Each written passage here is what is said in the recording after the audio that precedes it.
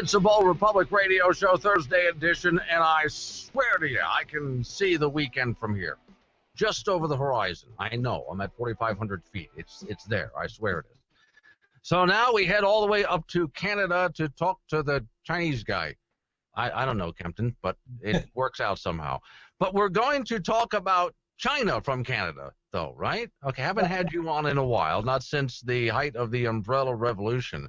So not only get an update on that, but apparently, is the guy that we're about to talk about, is he a political prisoner from the Umbrella Revolution, do you think? No.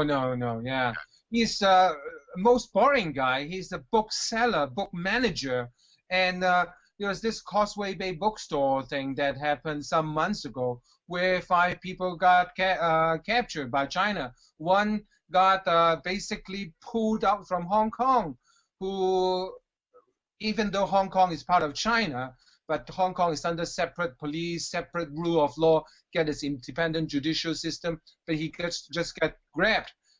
This case that we are going to talk about, Mr. Lam Wing-kee, he, in no relations to me, both of us have the last name Lam. He was basically locked up in Communicado for months.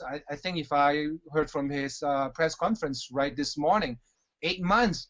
When the Chinese government locked him up, he was forced to sign, basically implicit, and there's no choice. He was forced to sign a piece of paper saying, well, you give up your rights to talk to your family members, and you give up your rights to have a lawyer.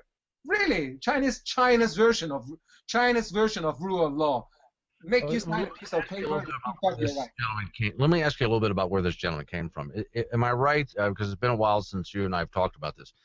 Was he in Hong Kong, but then brought to the mainland against his will? Yeah, not that one. That one is Li Bo, and he still got stuck in China. In fact, now we have more backstory of what happened. So Mr. Li Bo got grabbed in Hong Kong, went to China, and then for a few days he was in Hong Kong. He went to the police, tell the police, hey, forget about me, I'm fine, and then promptly went back to China. Why? His wife and his kids were in China. And now from Mr. Lam this morning, like just a few hours ago, it's fresh off the press live conference that he did after not sleeping for almost 2 days. He told us he wasn't going back voluntarily, and in fact, he didn't go to China voluntarily in the first place, even though he claimed to the media, claimed to the police, hey, I did it on my own willingness. No, that wasn't the case. In private, talking to Mr. Lam, he was not willingly. He didn't go to China willingly. And remember, I show you there's one television interview by Phoenix TV where they line up the people and saying, admitting to their guilt and whatnot. Now from Mr. Lam, we know that all those were scripted, all those were fake. How fake, how scripted? Mr. Lam was given a script to memorize.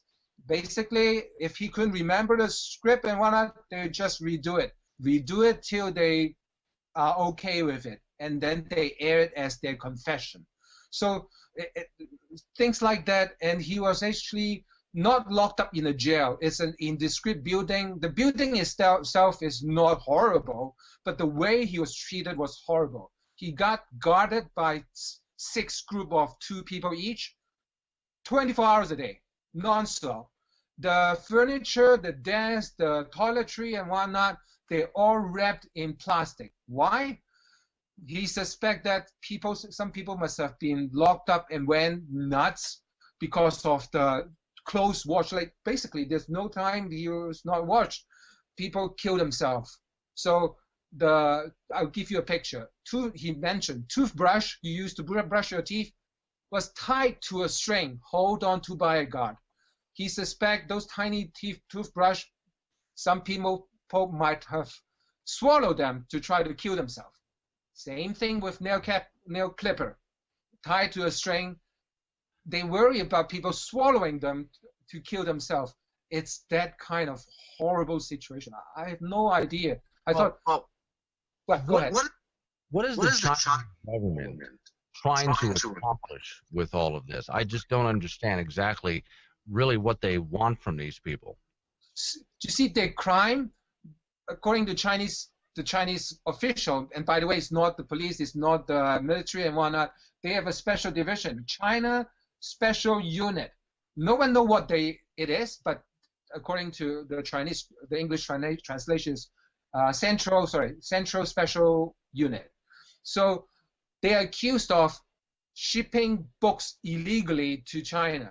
So in Hong Kong, there's no law banning shipping books or sending books to China.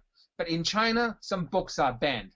And those books are nothing crazy. Like those are basically scandalous books. Imagine this. It's books about President Obama's 5 girlfriends or his mistresses and whatnot. And most people know those are fakes. But so they are books like that. And even the bookseller said, hey, well, even we know sometimes they're not true. But the fact that they are banned in China and whatnot, the fact that they grabbed him just because it's a book publisher. Really, it's not top secret government documents and stuff. We got about 2 minutes here, real quick here. So is anything being done about this? I mean, or do you expect more people to suddenly disappear and have to sign things? Well, basically, he was supposed to be back in China now, carrying a hard disk of 500 to 600 people who subscribed, who received the books and whatnot. He didn't go back to China. So now, basically, if he disappears, if anything bad happened to him, then we know it's the Chinese government. And basically, it's a declaration by the Hong Kong people and himself and the Hong Kong people who support him that this is total war against the Chinese government.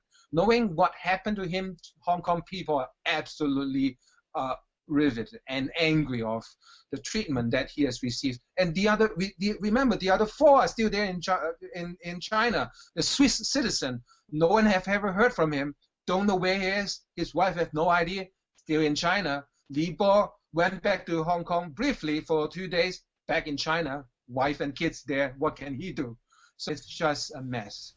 Yeah, it is. Okay. Well, I hope there's something, and I don't know what, but I'd like to see some action from the international community, even the United Nations. But I mean, well, the Congress paying attention to it, it's already great. Like what the Swiss citizens' daughter testified in front of Congress. So the world paying attention to this case, keeping an eye, speaking up, it's great. And by the way, when China say, "Hey, United States butt of our internal policy," well, tell them.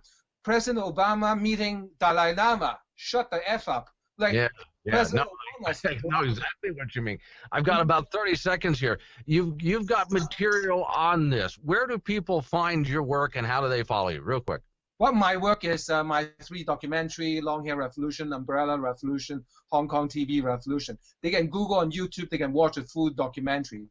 But this is a story of this bookseller, Causeway Bay Bookstore. Just Google bookseller, Hong Kong. I got a hard break about to hit. Hey, Kempton, it's good to see you again. Thanks for coming on. Thanks.